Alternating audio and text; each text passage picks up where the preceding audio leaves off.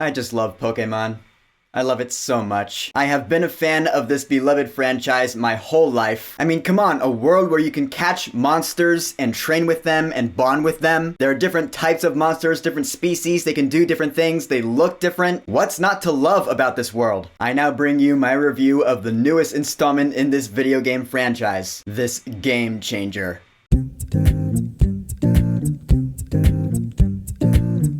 Pokemon Legends Arceus. That's so weird to me. I've always been used to saying Arceus, but the proper pronunciation is in fact Arceus, so I'm gonna have to get used to that. So Pokemon Legends Arceus is in fact a new main series Pokemon game, but it takes the formula that we've been used to all our lives and completely gives it a makeover. First of all, the setting. This game takes place in the Hisui region, which is actually what the Sinnoh region was called before it was called the Sinnoh region. So this is a prequel game of sorts. It takes place supposedly like centuries before the events of most of the main series Pokemon games. The Sinnoh region we know from Diamond and Pearl, or Brilliant Diamond and Shining Pearl. I guess a long time ago, before it was Sinnoh, it was called Hisui. And this world, you really do feel like it is like a long time ago. People talk like it's the 1880s. Civilization is just settling into this region. In fact, there's really only one village in the entire region. It's the main city village place in this game, the main hub, Jubilife Village, which you imagine is going to become Jubilife City, which you know in Diamond and Pearl. You play as a young boy or girl who just fell out of the sky, out of this space-time rift that you see above Mount Coronet, this big vortex thing. You run across Professor Laventon, who's all like, hey, who are you? Come join the Team Galaxy Survey Corps. You're gonna go on excursions and discover the world of Pokemon. He gives you one of 3 starters, and these starters are actually from different regions. You get either Cyndaquil, Oshawott, or Rowlet. I chose Cyndaquil because Cyndaquil is actually the very first starter I ever had. The very first Pokemon game I ever played in my life was Gold version,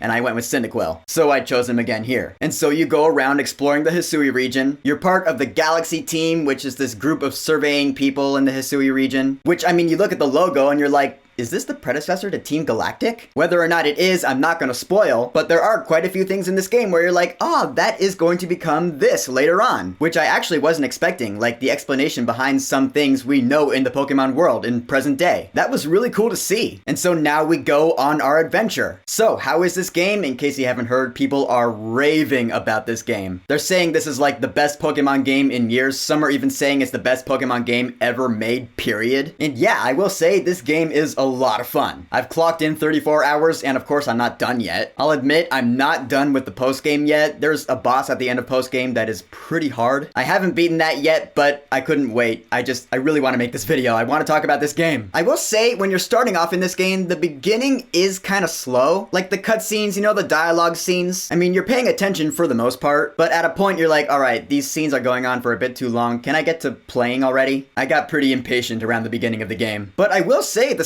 story in this game does get really epic, to the point where I was like, holy shit. This is like the most epic Pokemon game I've played in terms of size and scope since Pokemon Moon. If you remember my review of Pokemon Moon, I said the story in there like blew my mind. The story in here pretty much did the same thing. Because by the end I was like, oh my god, this has escalated. These legendary Pokemon, Dialga, Palkia, Arceus, these are Pokemon I've known and loved for 15 years. Dialga is one of my favorite legendary Pokemon of all time. And so to give us a new epic scale story about these legendaries, it's amazing. And also just playing this game, just in general, is a lot of fun. I mean, you're going around this world. Like I said, there's really only one city in Hisui region. Other than that, the rest of the region is just wilderness. And so there are like 5 different zones that you can explore, and each have different climates. You know, one's like plains, one is snowy. And so you go around, you see Pokemon roaming around. I've heard some people bitch about the graphics, like, yeah, some of the graphics are not polished. And sure, I can see that as a minor complaint, but really that is just a nitpick compared to everything else that's great about this game. Because I mean, these landscapes are just beautiful. They do look kind of like Breath of the Wild, which I've never played, but I've heard people rave about that game for its graphics. physics. And so same thing here for the Pokemon franchise. This is a game changer in terms of open world. I mean, Sword and Shield kind of did it first with the wild area, but here in Pokemon Legends Arceus, it's like the entire region is a wild area. And I really like that concept, I'm not gonna lie. So instead of Pokemon centers in like cities around the region, you have these base camps at each zone where you can heal your Pokemon and buy items. You get around with ride Pokemon, kind of like in Sun and Moon. You can summon certain Pokemon to go around on, like riding Whirldeer or swimming on Basculegion. It gets you to places faster, and that's really cool. But of course, one of the things people love most about this game, myself included, is the battle system. Cause like most other recent entries, you see Pokemon roaming around in the wild, but instead of just running into them for a battle, you have this whole item system that's like right at your fingertips. You can just throw a Pokemon at them and that just starts the battle right there in the open world, which is really different from any other main series Pokemon game that we've seen before. And sometimes you don't even have to do a battle. Sometimes you can just take a Pokeball in the wild and throw it at a Pokemon, and sometimes you'll catch it, sometimes you won't. You can avoid battles altogether and still catch the thing. That's crazy. And sometimes when you're out in the wild, a Pokemon will spot you and they'll straight up attack you and you have to dodge out of the way. Like you hit Y and you'll do a tuck and roll and dodge a Pokemon's attacks. If a Pokemon attacks you enough, you'll actually black out and lose some of your items and you'll wake up at the base camp. That's insane. That's a really new mechanic they added to the Pokemon franchise that makes it feel really intense. Like this is a level of intensity that I've never felt in a Pokemon game before ever. And yeah, that's a huge plus point for this game. This is probably among the most intense Pokemon games I've ever played in my life. And I have played a lot of them. The battle system is really good too. Cause like I said, you can just encounter a wild Pokemon and start a battle right there in the open world. But the battles feel a lot freer because first of all, you can run around during them. That doesn't really add to the gameplay at all. But it does feel a lot more free and open. It's not like this separate cutscene thing that's a battle. No, the battle is right there in the open world that you've been running around in. And you select your moves and you do your battle. But then there's this thing called strong style moves and agile style moves. They're kind of a new mechanic to battling. If you master a move, you can use it in either strong style, which adds to the power of a move, but you lose a turn, or agile style moves in which your move is weaker, but you gain an extra turn. And honestly speaking, I don't know if I'm a huge fan of that. I mean, it's cool that it shakes up the formula, but I don't like people having extra turns in battle. Because sometimes when a stronger opponent uses an agile style move on you, they can destroy you in their next turn. Yeah, I'll be honest, I lost a lot in this game. Or by lost, I don't mean like blacked out, I mean a lot of my Pokemon fainted throughout my playthrough. What can I say? This game is pretty hard. I guess I'm just old school. I'd rather have it just turn after turn after turn. You, then your opponent, then you, then your opponent. The strong style, agile style moves, I don't know. I wasn't really feeling that. But one really cool thing about battling is story-based. There are these boss fights throughout the game. There are these big Pokemon that have been struck by some force and so they become frenzied. And so they glow with this big yellow energy and you as the trainer have to go around throwing things at them, trying to calm them down, dodging their attacks. And then at a point where they become weak, you can initiate the battle with them. These boss fights are actually really fun. Cause again, it's very intense. Cause it keeps you on your feet. You're constantly going around dodging their attacks, plus the fact that these frenzied Lord Pokemon are just enormous at times. And when you're playing this game on a big 77-inch flat screen TV with surround sound,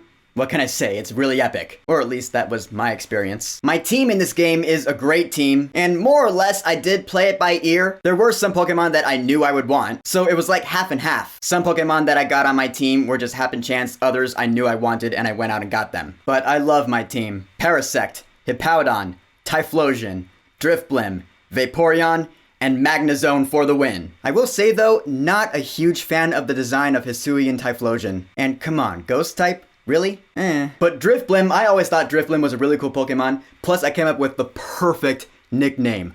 Whisper. W-I-S-P-E-R.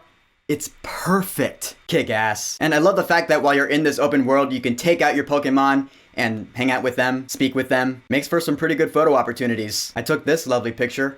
Ain't it beautiful? And speaking of beautiful, you know what's awesome in this game? Evolution. When you evolve your Pokemon, the cutscene is so epic. This big dust cloud starts swirling around them, the camera's shaking around, you see the glowing eyes start to shine through, the Pokemon's all dark and silhouetted, and then it's just boom, it's evolved. The first time I saw that, I was like, whoa, that was intense. So that's another plus to this game. My biggest gripe about this game has to be the item system. Cause you have your bag, but you don't have a lot of space in your bag initially. In fact, if you want to expand your bag, you actually have to go to this guy in the Galaxy Core building and pay him money to expand your bag space, which that's bad enough. I don't like that. But to make things worse, they introduced this whole crafting system. Like, if you want Pokeballs or potions, sure, you can buy them, but you don't have a lot of money in this game. You don't get them after beating trainers in battle, which that's crap too. So most of the time, if you want an item, you have to craft it, which means you have to go out in the wild, find certain items like medicinal leeks or iron chunks, and you have to craft Pokeballs and potions while you're out there. Which is fine, but I always run into that feeling of if only I had one more slot in my bag. Because you run out of space really fast. You have all these items and you run out of space, you're like, I need more items. And so I never have a lot of Great Balls or Hyper Potions. I mean, I guess I have enough. Maybe I'm just being greedy. I did beat the game a couple days ago. I've been playing post-game ever since. But I don't know, I guess I'm just used to having more money and therefore more items. Just to me anyway, items in this game are a pain in the ass. I don't like the whole crafting system. Also the Pokedex. In other main series games, once you catch a Pokemon, you can read their little Pokedex entries. But in this game, once you catch a Pokemon, that doesn't guarantee that you'll be able to read their little entries. You have like these little missions you have to do. Little like checklists, like catch this Pokemon X amount of times, or the amount of times you've seen them use this move. And once you get their survey research level thing up to 10,